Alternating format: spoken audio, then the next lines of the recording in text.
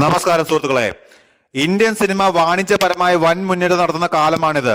സിനിമകളുടെ ബഡ്ജറ്റും കളക്ഷനും ഒക്കെ ഉയർന്നതിനനുസരിച്ച് താരങ്ങളുടെ പ്രതിഫലത്തിലും ഈ മാറ്റം സംഭവിക്കുന്നുണ്ട്. ഇന്ത്യയിലെ ഏറ്റവും വിലയേറിയ പുരുഷ താരത്തിന്റെ ഉയർന്ന പ്രതിഫലം 200 കോടിയും കടന്നു നിൽക്കുകയാണിപ്പോൾ. ബിസിനസ് ഇൻസൈഡർ ഇന്ത്യയുടെ റിപ്പോർട്ട് അനുസരിച്ച് ഏറ്റവും കൂടുതൽ പ്രതിഫലം വാങ്ങുന്ന ഇന്ത്യൻ താരം ഷാറൂഖ് ഖാൻ ആണ്. ഷാറൂഖ് ഖാൻ ഒരു സിനിമയ്ക്ക് വേണ്ടി ഏകദേശം 180 കോടി മുതൽ 280 കോടി രൂപ വരെയാണ് പ്രതിഫലമായി വാങ്ങുന്നത്.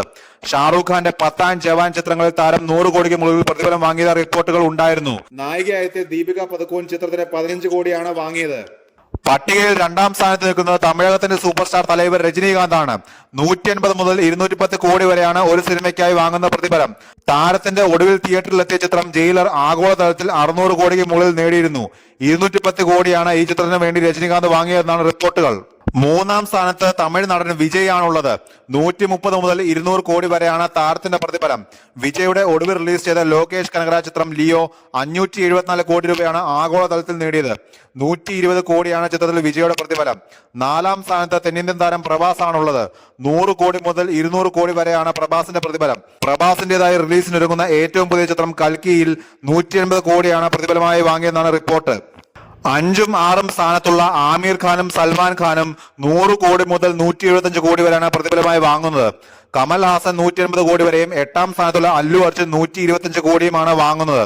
അക്ഷയ് കുമാർ 60 മുതൽ 145 കോടി വരെയും തമിഴ് നടൻ അജിത് കുമാർ 105 കോടിയുമാണ് പ്രതിഫലമായി വാങ്ങുന്നത്.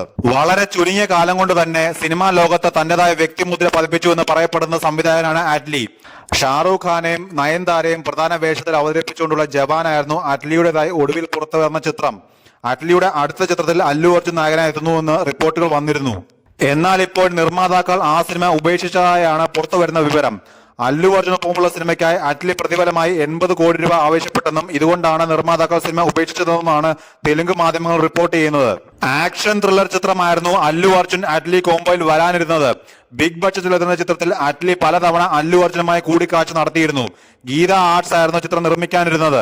അതേസമയം അല്ലു അർജുന്റേതായി പുഷ്പ 2 ആണ് റിലീസിനായി ഒരുങ്ങുന്ന ചിത്രം. ഡിസംബറിലായിരിക്കും ചിത്രം പ്രേക്ഷകരിലേക്ക് എത്തുക. 2021 പുഷ്പ ആദ്യ ഭാഗം തിയേറ്ററിലെത്തിയത്. നടൻ മമ്മൂട്ടിയുടെ കരിയറിലെ ഏറ്റവും വലിയ വിജയങ്ങളൊന്നായിരുന്നു കോട്ടയം കുഞ്ഞച്ചൻ എന്ന ചിത്രം. ഡെന്നിസ് ജോസഫിന്റെ തിരക്കഥയിൽ TS സുരേഷ് ബാബു സംവിധാനം ചെയ്ത ചിത്രത്തിൽ രഞ്ജിനി, ഇന്നസെന്റ്, KPSC ലളിത തുടങ്ങിയ വമ്പൻ താരനിരകൾ അണിനിരന്നിരുന്നു.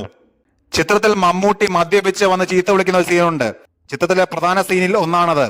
ഈ സീൻ ഒറ്റ ടേക്കിൽ ഒറ്റ ഷോട്ടിൽ എടുത്തതാണെന്ന് സംവിധായകൻ സുരേഷ് ബാബു പറയുന്നു. ഡയലോഗ് മമ്മൂട്ടിക്ക് കാണാപ്പാടമായിരുന്നുവെന്നും ആ സീനിന് തിയേറ്ററിൽ എല്ലാവരും കൈയടിച്ചുവെന്നും അദ്ദേഹം പറയുന്നു. മമ്മൂക്ക വൈകുന്നേരം ഒന്ന് കുളിച്ചിട്ട് വരാമെന്ന് പറഞ്ഞു. വന്നിട്ട് അദ്ദേഹം ആ ഡയലോഗ് ഒക്കെ ഒന്ന് വായിച്ചു നോക്കി. ആ സീൻ ഒറ്റ ടേക്കാണ്.